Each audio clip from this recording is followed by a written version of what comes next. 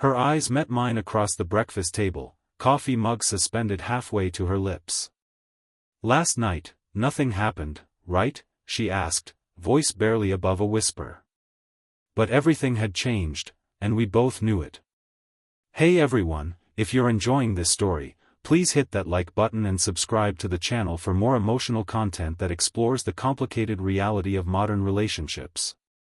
Your support means everything. The night it all began was like any other Tuesday. I was putting my 7-year-old daughter Lily to bed, reading her favorite story about a princess who saved herself from a tower. My phone buzzed with a text from my boss, Catherine. "Mark, I need the Henderson file. Emergency." "Where is it?" I frowned at the jumbled text, noticing 3 typos in that short message. Catherine never made typos. As the CEO of our marketing firm, she was meticulous about everything, especially communication. "It's in your desk drawer, left side," I texted back. "Everything okay?" 3 dots appeared, disappeared, then reappeared. "Not really. Client disaster. Too much wine. Shouldn't drive." My heart sank. Catherine lived across town, and I knew she'd been meeting with our biggest client today. The dinner must have gone sideways. "Where are you?" I asked. "Outside your apartment building." I nearly dropped my phone. Catherine had never been to my home before. We maintained strict professional boundaries, despite the occasional lingering glance or brush of hands when passing documents. I'd been her executive assistant for 3 years, and in that time, I'd developed feelings I kept carefully locked away. She was my boss. I was a single dad. Some lines couldn't be crossed. "I'll come down," I texted, tucking the blanket around Lily's sleeping form. Mrs. Patel from next door agreed to listen for Lily while I went downstairs. When the elevator doors opened to the lobby, I saw Catherine immediately. Her normally perfect posture was slightly slumped, her designer blazer draped over one arm, and her eyes had the glassy look of someone who'd had too much to drink. "Mark," she said, relief washing over her face. "I'm so sorry. The client canceled the contract, and I just started drinking at the restaurant bar. Then I realized I couldn't drive, and your place was closest, and It's okay," I said, guiding her toward the elevator. "You can crash on my couch tonight."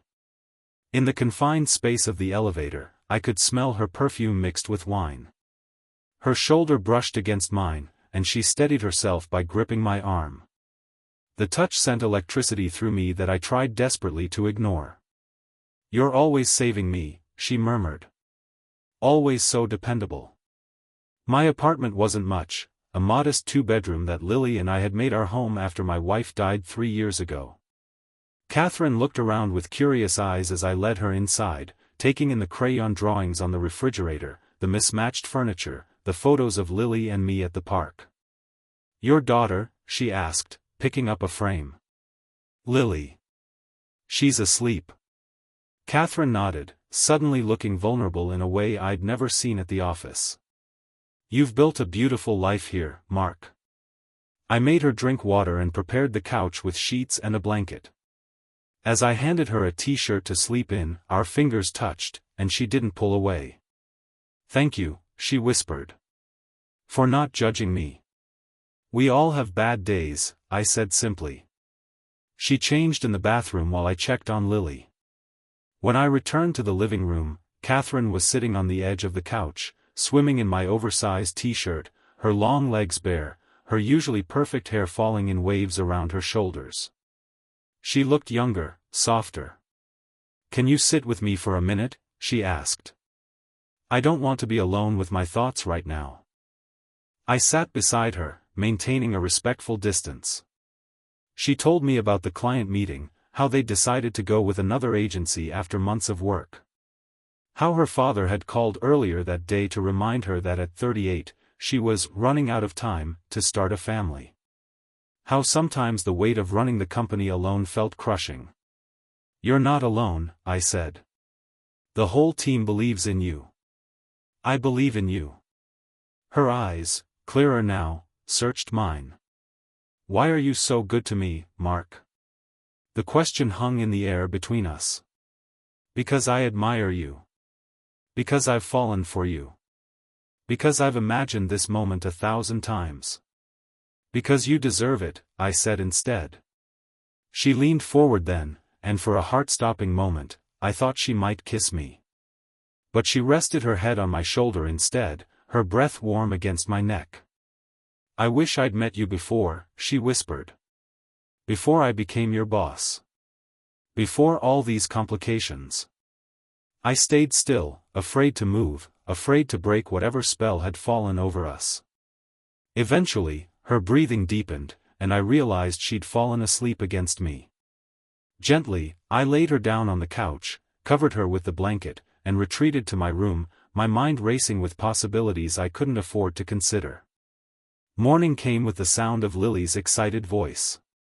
I bolted upright, remembering Catherine on the couch. By the time I reached the living room, Lily was already introducing herself to a very awake, very confused-looking Catherine. Are you Daddy's friend?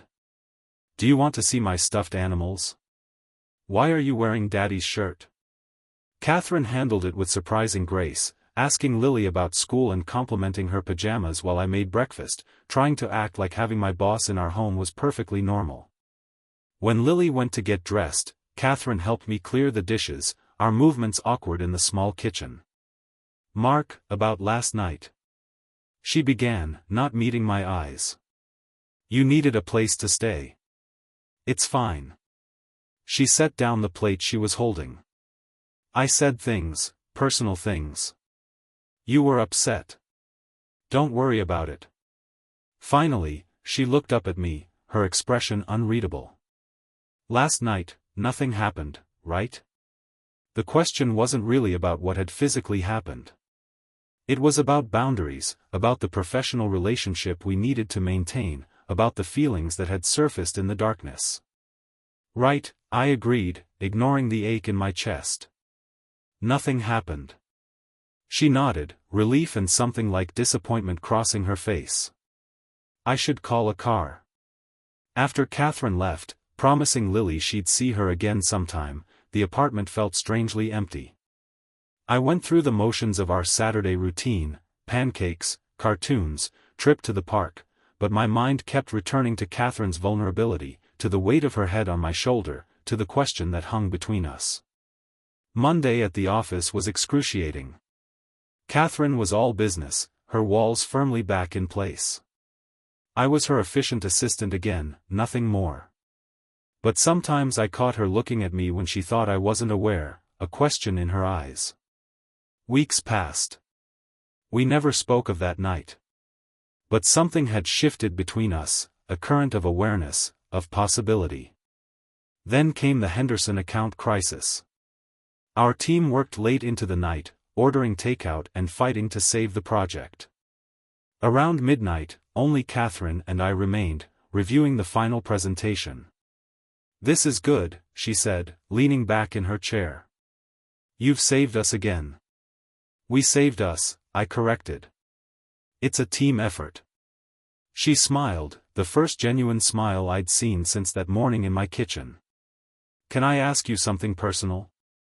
My heart raced. Of course. That night at your place, you said nothing happened. But something did, didn't it? Not physically, but... I took a deep breath. Yes. She nodded slowly. I've been thinking about it. About you. About Lily. Catherine. Let me finish. I've spent my whole life putting this company first. Building walls. Being the boss. And then you let me into your home, showed me kindness when I was at my lowest, and I saw a different kind of life. A life with meaning beyond quarterly reports. I didn't dare speak, afraid to break the spell of her honesty. I don't know how to do this, she continued. I don't know if it's even possible, with me being your boss. But I'd like to try something. Maybe start with dinner? With you and Lily? The hope in her eyes mirrored my own. "I'd like that," I said. "But we'd need to be careful. Take it slow." "Slow," she agreed. "And maybe, see where it leads?" That dinner turned into another, and another. Catherine learned to braid Lily's hair and helped her with science projects. I learned that beneath the CEO exterior was a woman who snorted when she laughed too hard and cried at dog food commercials. We navigated the complications of our work relationship, eventually deciding that I would transfer to another department to remove the direct reporting line.